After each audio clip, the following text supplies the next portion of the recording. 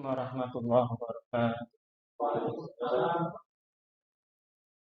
Alhamdulillah, wassalatu wassalamu ala asyrofil anbiya'i wal mursalin wa ala alihi washabihi ajmain wa la haula wa la quwwata illa billahil aliyyil azim. Allahumma shalli ala sayyidina Muhammadin abdika wa rasulika nabiyil ummi wa ala alihi wasallim tasliman katsiran amma ba'd.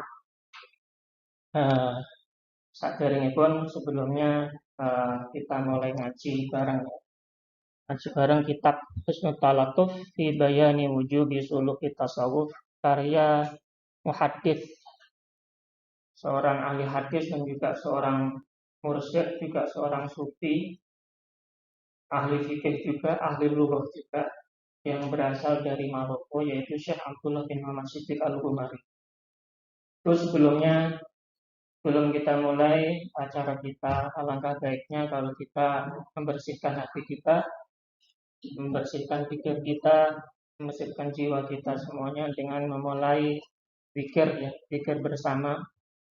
Seperti halnya yang saya pernah sampaikan di awal, ini mungkin awal-awal hanya kita pakai zikir yang biasa. Nanti untuk selanjutnya saya akan berikan zikir yang lainnya yang mudah-mudahan juga bisa mendatangkan kebaikan untuk kita semuanya. Untuk pertama, mumpung di bulan Sya'ban, ini tadi sebenarnya hari nisfu Sya'ban ya. Tadi malam itu nisfu Sya'ban, mestinya sekarang bersyukur yang berpuasa, yang tidak juga bersyukur, semuanya yang penting menyambut bulan Sya'ban ini dengan hati yang bersemangat untuk bisa mendekat kepada Allah. Dan alhamdulillah kita laksanakan dengan mengaji bersama kitab Husnul Talatuf fi Bayani Wujubi Suluki Tasawuf. Mari kita mulai dengan baca zikir dulu. Yang tiga zikir utama yang sering saya sampaikan ke panjenengan, yang biasa diucapkan oleh para ahli sufi, yaitu istighfar, sholawat, dan juga tahlil, agar hati kita selalu dekat dengan Gusti Allah. Sebelumnya kita hadiah dulu li hadratin Nabi Mustafa Muhammadin sallallahu alaihi wasallam wa ala alihi washabihi wa azwajihi wa dzurriyyatihi wa ahli baitihi sallallahu al-Fatihah. A'udzu billahi minasy syaithanir rajim. Bismillahirrahmanirrahim. Alhamdulillahi rabbil alamin arrahmanir rahim maliki yaumiddin. Iyyaka na'budu wa iyyaka nasta'in. Ihdinas siratal mustaqim. Siratal ladzina an'amta 'alaihim ghairil maghdubi 'alaihim waladdallin. Wali hadratin Abil Abbas Bayraqil Malkan Syekh Abdul Qadir Al-Jarini Syekh Wasal Qurni Syekh Imam Junaid Al-Baghdadi wa Syekh Yazid Al-Bustami wa Sayyidina Maulana Syekh Abdul Manim bin Abdul Aziz Syekh Yusuf Syekh Jabir Al-Hasani Syekh Abdullah bin Muhammad Siddiq Al-Ghumari Syekh Abdul Aziz bin Muhammad Siddiq Al-Ghumari Syekh Muhammad bin Siddiq Al-Ghumari Syekh bin Athaillah Sakandari Syekh Abdul Abbas Al-Mursi wa Qutbil Aktub Sayyidina Maulana Syekh Al-Hasan Syadili Syekh Abdul Salam bin Mashish Hajimus Syadiliyah, Siddiqiyah, Lorqawiyah, Jami' Turuq Sufiyah, Tariqah Syatariyah, Tariqah Qadiriyah, Tariqah Naqsyabandiyah, Tariqah Akmaliyah, Tariqah Idrisiyah, Tariqah Jistiyah, Tariqah Surabadiyah, Tariqah Akmaliyah, Tariqah Ibrahimiyah, Tariqah Ghazaliyah, Jami' Turuq Sufiyah, Jami' Awliya'illah Shalihin, Makan, Rijalan Nisa, Nahyan wa Amwata, Sallallahu Al-Fatihah. A'udzu billahi minasy syaithanir rajim. Bismillahirrahmanirrahim. Alhamdulillahi rabbil alamin arrahmanir rahim maliki yaumiddin. Iyyaka na'budu wa iyyaka nasta'in. Ihdinas siratal mustaqim. Siratal ladzina an'amta 'alaihim ghairil maghdubi 'alaihim waladdallin. Istaghfiru rabbakum innahu kana ghaffara. Astaghfirullahaladzim, astaghfirullahaladzim, astaghfirullahaladzim, astaghfirullahaladzim, astaghfirullahaladzim, astaghfirullahaladzim, astaghfirullahaladzim, astaghfirullahaladzim, astaghfirullahaladzim, astaghfirullahaladzim. Astaghfirullahaladzim min kulli dhanbin 'azimin atubu ilaih. Innallaha malaikatahu yusholluna 'alan nabiy ya ayyuhalladzina amanu shallu 'alaihi wa sallimu taslima. Allahumma shalli wa sallim 'ala sayyidina Muhammad. Allahumma salli wa sallim ala Sayyidina Muhammad. Allahumma salli wa sallim ala Sayyidina Muhammad. Allahumma salli wa sallim ala Sayyidina Muhammad. Allahumma salli wa sallim ala Sayyidina Muhammad. Allahumma salli wa sallim ala Sayyidina Muhammad. Allahumma salli wa sallim ala Sayyidina Muhammad. Allahumma salli wa sallim ala Sayyidina Muhammad. Ta'ala kita ashabi Rasulullah ajma'in. Afdalu dzikri fa'lam annahu la ilaha illallah. La ilaha illallah. La ilaha illallah.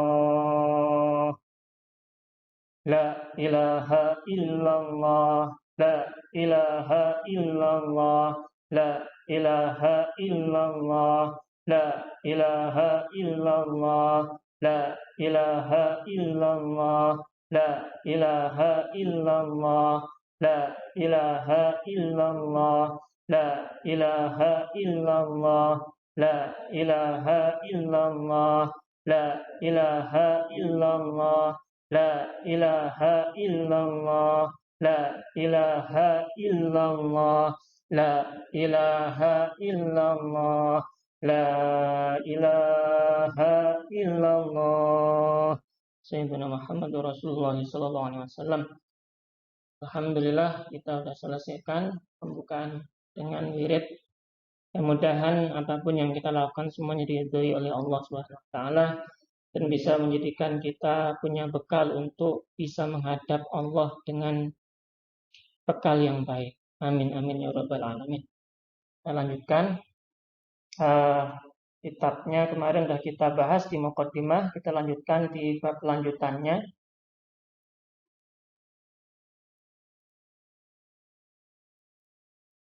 Amma ba'd itu termasuk faslul khitab atau pemisah pembukaan antara pembukaan kitab dengan kata-kata yang akan dibahas selanjutnya. Kalau di ini kan aslinya panjang kata-katanya.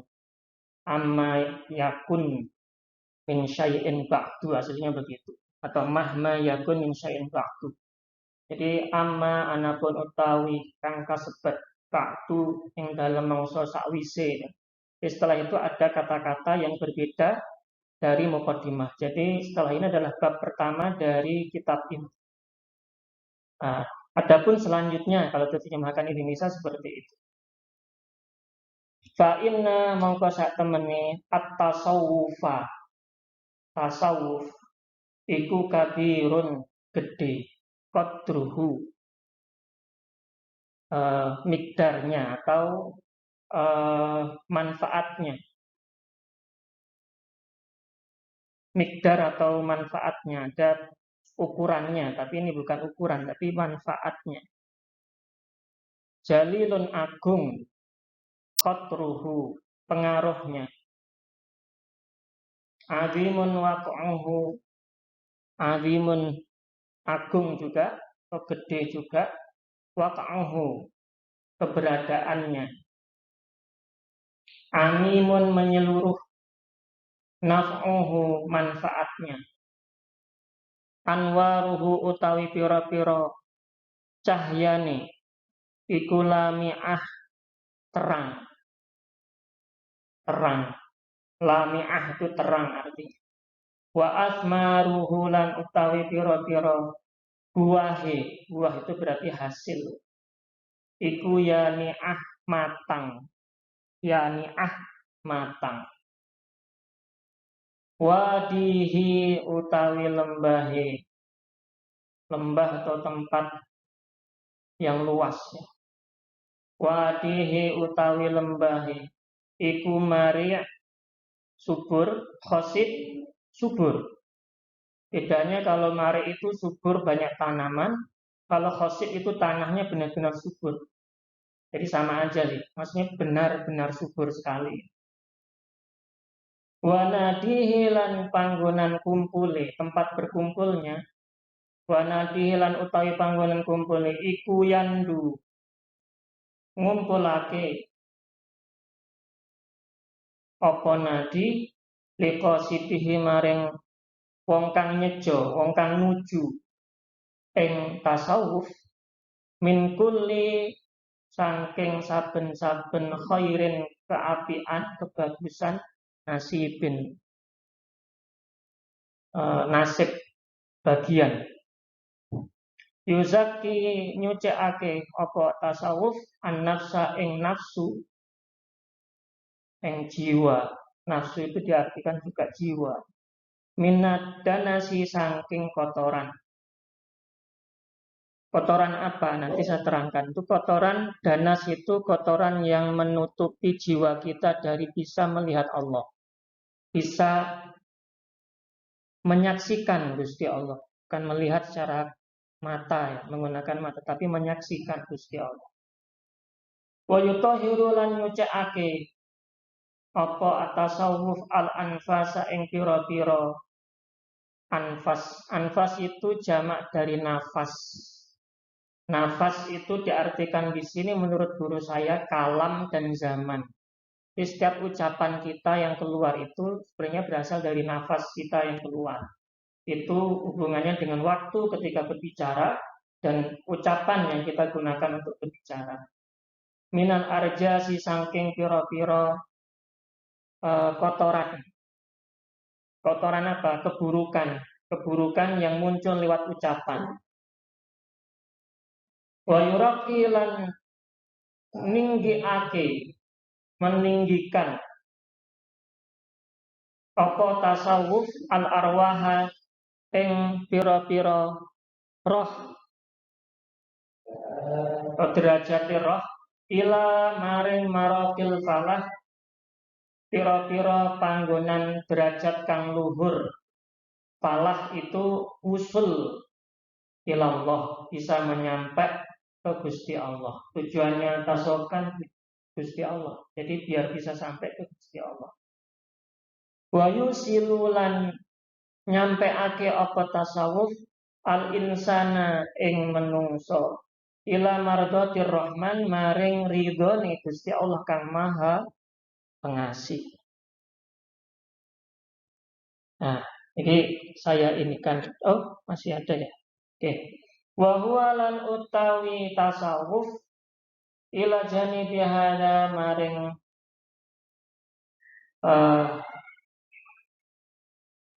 selain iki pengertian yang tadi disebutkan iku rukun pokoknya min arkanidin saking pira-pira rukune agama. Wa juz'un lan utawi bagian wa juz'un lan bagian lan iku bagian mutammimun kang nyempurnaake 5 qomatil yakin maring pira-pira makom yakin. Makom yakin itu derajat yang paling tinggi di atas iman. Orang kalau iman saja belum dianggap yakin. Oke, saya akan terangkan tentang bab ini ya. Sekali lagi tadi disebutkan oleh Syekh Abdullah bin Muhammad Siddiq Al-Ghumari di awal bab ini, sesungguhnya tasawuf itu besar manfaatnya. Jalilun khatruhu, pengaruhnya juga besar. Azimun waqa'uhu, besar juga pengaruhnya terhadap nafsu. Dan amimun naf'uhu, dan juga menyeluruh manfaatnya. Kok bisa terhadap nafsu itu bisa sangat besar pengaruhnya? Karena kita ketika memahami tasawuf, kita akan bisa memahami nafsu. Di Quran pun disebutkan ada beberapa nafsu. Di antaranya, nafsunya apa saja? Yang pertama, yang mungkin kita dengar itu ada nafsu mutmainnah. Nah, nafsu ammarah, nafsu lawamah, dan sebagainya. Yang jelas dengan memahami tasawuf, nanti kita akan bisa memahami bagaimana bisa menempuh laku yang baik untuk bisa memperbaiki nafsu kita sehingga bisa meningkat menuju nafsu yang sempurna. Anwaruhu, cahayanya. Ini sebenarnya perumpamaan. Cahaya di sini kalau dalam istilah tasawuf itu adalah ma'arif. Ma'arif itu jamak dari ma'rifah. Apa bedanya ma'rifah dengan ilmu? Kalau ilmu itu harus pakai dalil. Kalau ma'rifah nggak butuh dalil lagi. Kenapa? Ilmu itu pengetahuan. Pengetahuan itu butuh bukti, butuh piranti. Makanya kita mengetahui ada empirisme itu. Kita butuh sesuatu untuk bisa memahami suatu ilmu, butuh pirantinya. Sedangkan ma'rifah tadi tidak butuh itu lagi. Kenapa? Sudah tahu, sudah mengalami, sudah menyaksikan, tidak butuh lagi dalil. Itu ma'rifah. Makanya ma'rifahnya dalam ilmu, pengetahuan dalam ilmu tasawuf itu sebenarnya tidak dibutuhkan dalil lagi. Gitu. Walaupun ada juga dalil-dalilnya sebelum mengampuh ke ma'rifah. Itu sangat terang sekali. Sehingga orang itu merasa nyaman ketika berjalan di laku tasawuf. Wa asmaruhu, dan hasilnya, buahnya, hasil dari belajar tasawuf itu nanti membuat orang menjadi memiliki jiwa yang matang secara lahir dan batin. Sehingga apapun yang terjadi itu santai. Wadihi, lembahnya, ini ibaratnya lahan yang digarap dalam ilmu tasawuf itu sangat subur. Suburnya itu karena yang digarap itu nafsu, jiwa. Nah, kalau jiwa menjadi jiwa yang subur, jiwa yang sempurna, sehingga matang. Ibaratnya tadi hasil panenannya pun panenan yang bagus. Nah, ketika panenan yang bagus itu mesti banyak orang yang duyung-duyung. Makanya ada perkumpulan-perkumpulan seperti itu. Wanadihi, dan perkumpulan-perkumpulannya, nadi itu artinya perkumpulan, tempat berkumpulnya. Tasawuf ini itu banyak sekali orang ingin menuju itu, tapi ada juga banyak yang ingin menuju cuma nggak tahu jalannya. Dan orang yang berkumpul di tempat perkumpulan ini mesti mereka itu yang dituju itu kebaikan. Tidak mungkin bukan kebaikan, itu tidak mungkin. Yang dituju mesti kebaikan. Kenapa? Yang dituju Gusti Allah. Ya Gusti Allah ya jelas semua hal yang baik. Untuk itu, ketika kita memahami tadi bagaimana pengaruh tasawuf ini terhadap nafsu, kita akan memahami bahwa nafsu itu ada beberapa. Yang pertama ammarah. Kalau masalah letak itu berbagai macam ilham dari mursyid itu macam-macam. Ada yang mengatakan ilham yang mengatakan bahwasanya amarah, nafsu amarah itu letaknya di seluruh tubuh. Ada yang mengatakan di dahi sebelah depan agak ke bawah. Otak, mungkin otak yang limbik sistem yang kita bicara tentang apa ya? Otak mamal itu ya. Otak mamalia itu. Yang menyuruh orang untuk berbuat hal yang tidak baik. Contohnya dengki, iri, terus pokoknya intinya yang buruk-buruk. Dengki, iri, serakah, pelit, bakhil, cetil, langsak tidur itu. Syahwat, suka marah. Makanya ada mengatakan amarah membuat kita suka marah. Kenapa?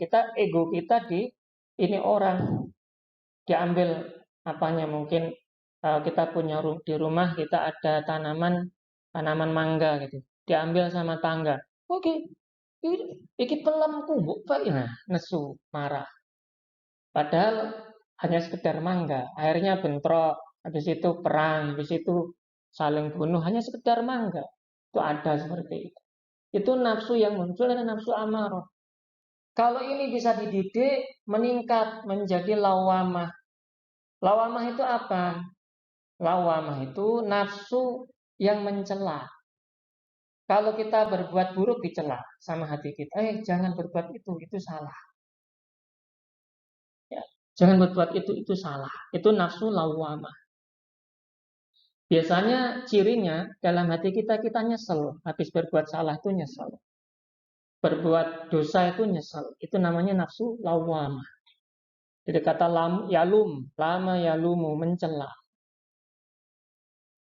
Tapi terkadang juga lupa zikir, lupa ingat Gusti Allah. Kadang suka nyela bukan nyela diri kita tok, nyela orang lain juga. Sering nuruti hawa nafsu masih.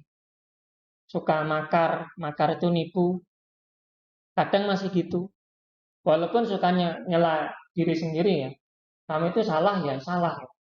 Tapi masih ada rasa bangga, sombong, pamer, ingin biar dianggap sama orang. Padahal nggak dianggap itu nggak ada urusan. Urusannya dengan Gusti Allah. Dan karena ingin dianggap orang yang macam-macam lah, terserah. Kalau punya uang berarti dianggap kaya. Biasanya kadang suka bohong. Nah, seperti itu. Itu namanya nafsu lawamah. Nah, ini harus dididik. Ketika dididik bisa baik, meningkatlah menjadi nafsu yang namanya nafsu mutmainnah, tenang. Nah, ini udah mulai mendekati untuk bisa mendapatkan keridhaan Gusti Allah. Makanya dalam Quran disebutkan ya ayyuhat Tuhan nafsul mutmainnah irji'i ila rabbiki radiyatan mardiyah. Setelah mutmainnah bisa tenang. Tenang hati, tenang pikir. Mutmainnah ini cirinya biasanya menyuruh kita untuk berbuat yang baik. Baik itu gimana? Dermawan, nggak cetil, nggak bakhil, nggak kikir, nggak rakus, lapang dada, rendah hati, inginnya taubat. Taubat itu maknanya kembali ke Gusti Allah. Jadi inginnya kembali ke Gusti Allah. Semuanya dikembalikan ke Gusti Allah. Tahan uji. Kalau dapat seperti ini ya sabar. Tahan uji itu muncul implikasi sifatnya itu sabar. Jadi dan tahan menderita. Jadi walaupun nggak disangoni karo bojone pirang-pirang ulan, sabar, tahan. Itu nafsu mutmainnah. Nah, setelah itu dapat suatu ilham. Itu namanya nafsu mulhimah. Ya. Ilham yang baik bisa ikhlas ketika ibadah, damai, merasa bersama Gusti Allah karena selalu diilhami sesuatu yang baik. Takut berbuat maksiat, ridho dengan apapun yang didapatkan. Ridho itu bahasa Jawanya itu nerimo. Jadi yang benar itu bukan ikhlas. Kalau ikhlas itu nggak kelihatan. Kalau ridho itu apapun yang didapatkan nerimo, itu udah ridho. Senang apa yang didapatkan itu ridho namanya. Kalau ikhlas itu abstrak, sesuatu yang nggak bisa dilihat. Yang lihat dan tahu hanya Allah. Karena mana ikhlas sejatinya adalah menyerahkan semuanya ke Gusti Allah. Maksudnya niat ibadah pun bukan untuk siapapun, bukan untuk ganjaran, bukan untuk surga, bukan takut neraka, hanya Allah. Itu ikhlas. Nah, itu nafsu yang muncul nanti mulhimah atau mulhamah. Yang banyak ilhamnya, dapat wahyu, dapat istilahnya gambaran-gambaran tentang akhirat, gambaran-gambaran tentang hal-hal yang belum pernah diketahui sebelumnya. Nah, setelah itu baru menjadi jiwa yang ridho, nafsu radiyah, ridho dengan apapun kondisi yang ada, apapun itu, baik buruk maupun jelek, sama aja, baik senang maupun duka. Ada corona, nggak ada corona sama saja. Ada duit, nggak ada duit, sama saja. Senang susah pun dianggap sama. Karena yang dilihat tuh bukan itu semuanya, tapi bagaimana bisa ketemu Gusti Allah, bisa nyeksaini Gusti Allah. Makanya sifatnya biasanya mulia, suka ngasih orang, walaupun orang yang dikasih nggak tahu, kita nggak kenal. Walaupun yang dikasih pun orang yang kafir, dia tidak akan benci sama orang kafir, karena dianggap semuanya itu hanya diantara wujud makhluknya Gusti Allah. Dan berhati-hati, zuhud. Zuhud itu bukan meninggalkan dunia, tapi mengambil dunia secukupnya. Pamannya dikasih uang itu ya diambil secukupnya, sisanya dikasihkan orang. Walaupun dia kaya. Cerita Syaikh Hasan Syadzili itu miliarder, bahkan triliuner kalau sekarang itu. Tapi ya uangnya yang dipegang itu secukupnya aja, sisanya dikasihkan orang. Contoh yang lain, Gus Saladin. Saya pernah ketemu beliau itu ngasih uang 30 juta itu ke orang yang dia belum kenal sebelumnya, itu santai saja. Itu dikasih ke orang yang belum dia kenal. Kenal dekat lu enggak? Itu menyerahkan kegiatan apa? Kasih aja. Uang pribadi. Jadi orang-orang yang seperti itu tadi sudah memiliki sifat yang ridho. Ridho, nerimo dengan apapun yang didapatkan dari Gusti Allah. Dan biasanya sifat lainnya adalah memegang janji. Janji itu dalam bahasa lainnya juga bai'ah. Janji dengan gurunya, janji dengan temannya, dan sebagainya. Apapun yang diucapkannya mestinya sesuai dengan uh, apa yang diucapkan. Dia memegang janji. Yang suka riyadhah. Riyadhah itu berupaya sedemikian rupa untuk bisa dekat dengan Gusti Allah. Puasa tahunan, ada nggak gitu? Jadi nggak usah kita protesi kalau ada orang seperti itu. Mungkin karena dia sudah mengalami fase nafsunya nafsu ya yang radhiyah gitu.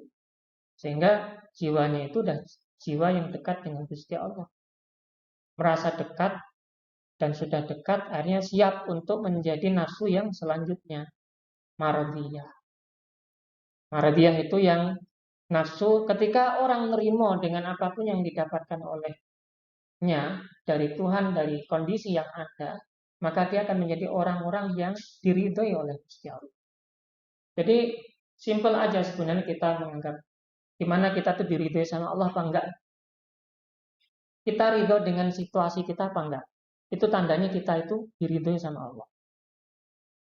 Kalau kita udah ridho dengan apapun yang kita dapatkan, tandanya kita akan siap-siap untuk dapat ridhonya Gusti Allah. Makanya siap untuk menghadap Gusti Allah sawayah-wayah. Siap untuk menghadap Gusti Allah sewaktu-waktu. Santai jadi. Cepat. Nah itu tandanya biasanya memiliki belas kasih pada makhluk. Makhluk hidup, nggak cuma manusia. Jadi kucing ya dia kasih. Nggak kucing nggak mau reket, nah, nggak gitu. Pernah ada suatu kisah, seorang sufi itu dia berjalan dalam suatu perjalanan. Di tengah jalan dia ketemu sama anjing hitam. Tiba-tiba nggak sengaja dia itu mengibaskan jubahnya. Langsung anjing hitam itu ngomong. Ya itu mungkin termasuk karomah dari Gusti Allah ya. Seorang sufi itu diberi kelebihan bisa memahami bahasa makhluk lain. Ini anjing ini. Kamu itu gimana? Saya aja diciptakan sama Gusti Allah seperti ini. Sebagai anjing, saya nerimo saya. Bahkan makanan saya nggak bawa. Kok jenengan? Jangan-jangan jenengan itu ngibaskan jubah jenengan tadi. Itu karena jenengan sombong. Merasa jijik melihat saya. Wong saya aja nggak bawa apa-apa untuk hidup. Saya hidup nerima apa adanya. Jenengan masih bawa bekal. Langsung makdek, maknyek. Sufi tadi langsung tobat. Istighfar. Gak berani lagi seperti itu. Mardiyah. Nah setelah mardiyah berarti siap untuk miliki nafsu yang berikutnya, yaitu kamilah, nafsu yang sempurna. Nafsu yang sempurna ini, jiwa yang sempurna ini adalah jiwa yang memiliki sifat memahami keilmuan secara yakin. Makanya memahami ilmu yakin, ainul yakin, hakul yakin. Jadi nggak cuma hanya iman saja, percaya saja tidak, tapi sudah benar-benar tahu dengan pasti. Tidak jari ini apa katanya, tidak. Itu orang-orang yang sudah memiliki nafsu kamilah dan disebutnya orang yang namanya insan kamil, manusia paripurna. Adakah? Ada. Contohnya siapa? Kanjeng Nabi. Adakah manusia biasa seperti itu? Bisa. Asal memiliki fase-fase tadi. Dan harus ada guru yang membimbingnya. Itu tadi di antara beberapa hal dari fase nafsu. Sehingga tasawuf yuzaki an-nafsa, menyucikan nafsu atau jiwa dari kotoran, membersihkan sukma dari keburukan. Wa yutahhirul anfasa, membersihkan sukma, ucapan kita, nafas yang masuk dalam jiwa kita. Nafas itu sebenarnya nama lain dari Jazrul Hayy, jembatan kehidupan yang Allah berikan kepada kita. Kita bisa hidup itu satu saja, nafas. Kalau nggak ada nafas, kita nggak akan hidup. Jadi nafas itu sebenarnya jembatan kehidupan yang Allah berikan kepada kita. Dan itu mestinya harus suci dari kotoran. Sehingga ketika berucap pun, berucap yang baik. Nah itu caranya juga dengan memahami tasawuf tadi. Sehingga yuraqil arwah, tasawuf juga bisa meninggikan derajat roh tadi, menghantarkan roh kepada martabat-martabat untuk bisa mencapai ridho Tuhan, usul ilallah, sampai kepada hadirat Allah, menyaksikan Gusti Allah. Ya sholatnya pun bukan sholat yang etok-etok. Etok-etok sholat itu etok-etok melaksanakan kewajiban saja, tapi nyekseni Allah di dalam sholat. Itu sejatinya tasawuf. Sehingga sholatnya benar-benar disebut khusyuk ya seperti itu. Nyekseni Allah dalam sholat. Karena rohnya ini roh yang sudah usul, sudah nyampe ke Maradatul Rahman.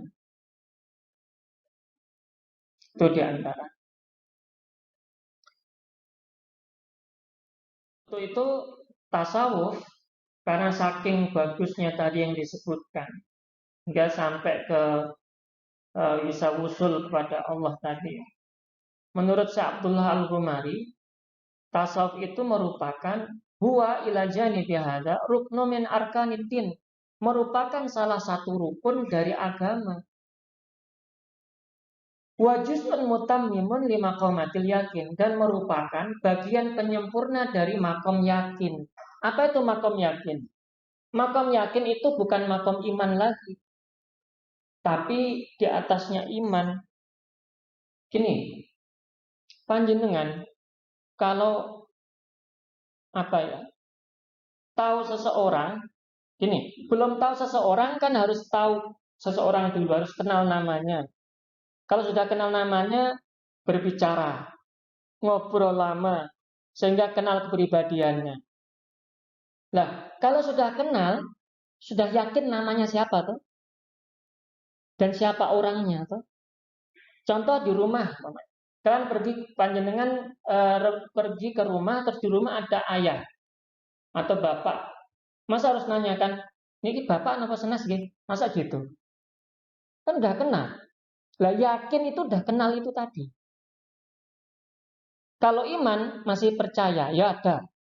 Itu yang namanya itu cirinya gini-gini, cirinya saja. Tapi nggak tahu, belum kenal.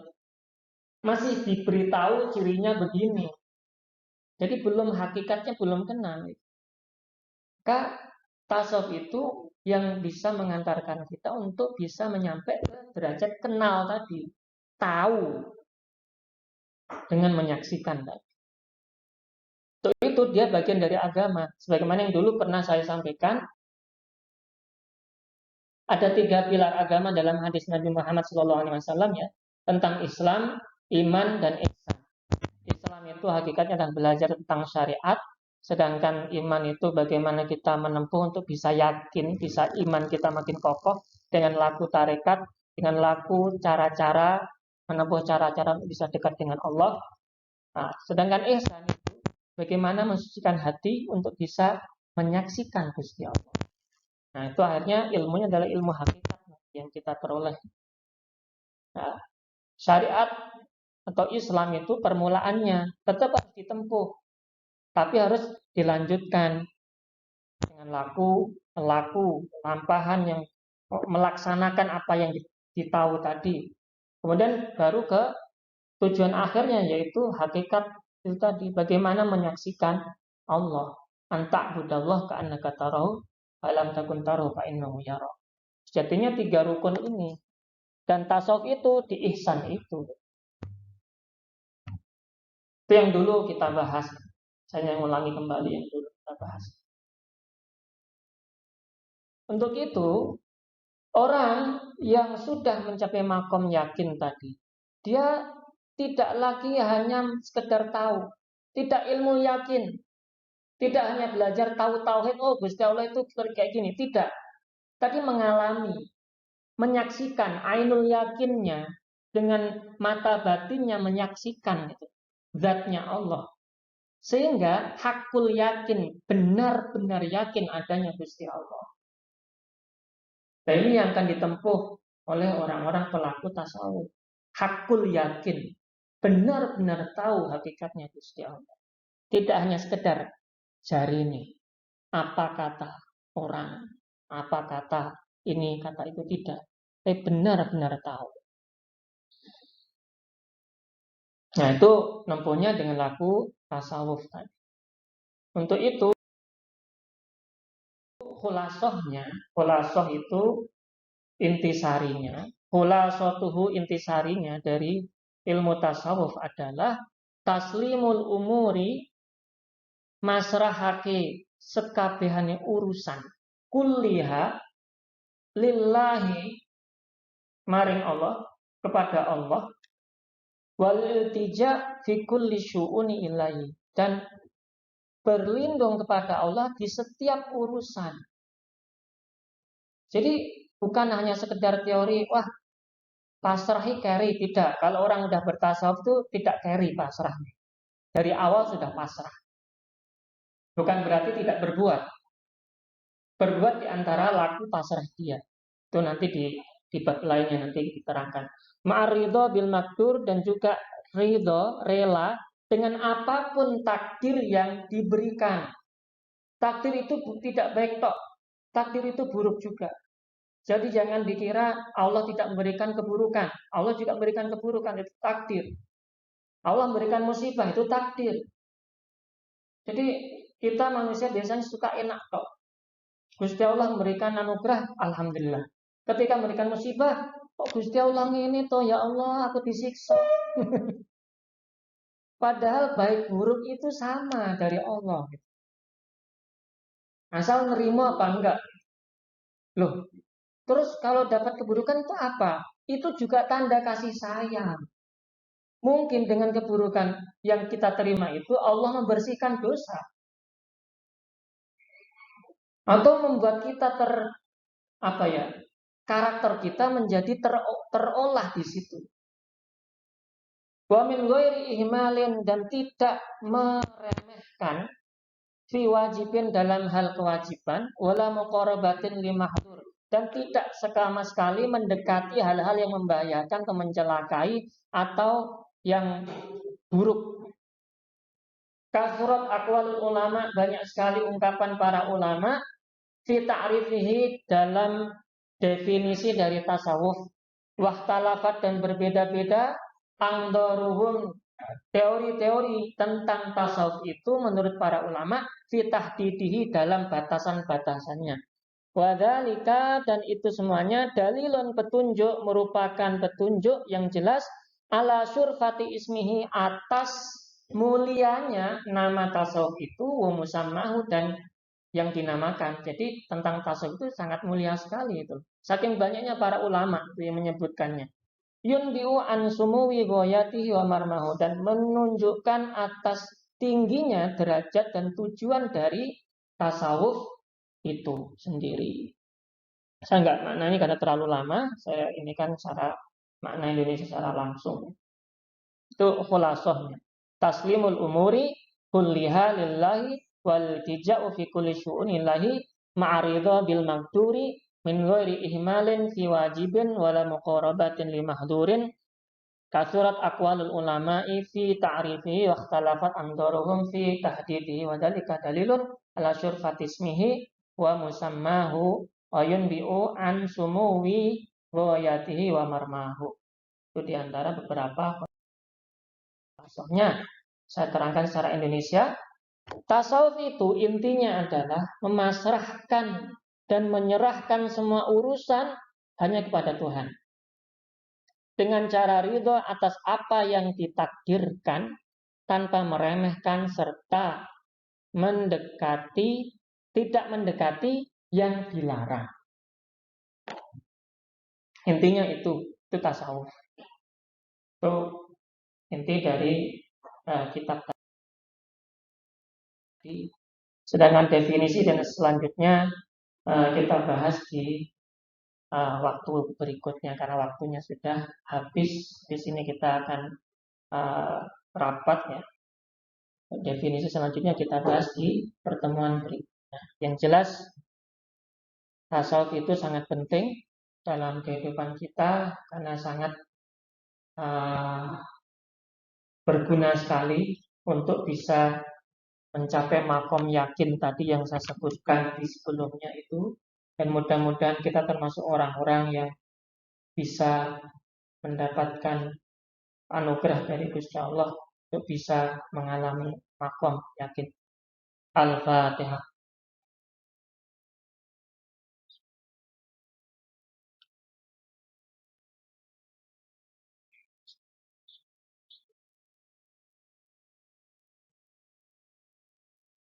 Amin amin ya rabbal alamin wa lafu minkum Allahumma wafiq ila aqwamit thoriq. Wassalamualaikum warahmatullahi wabarakatuh.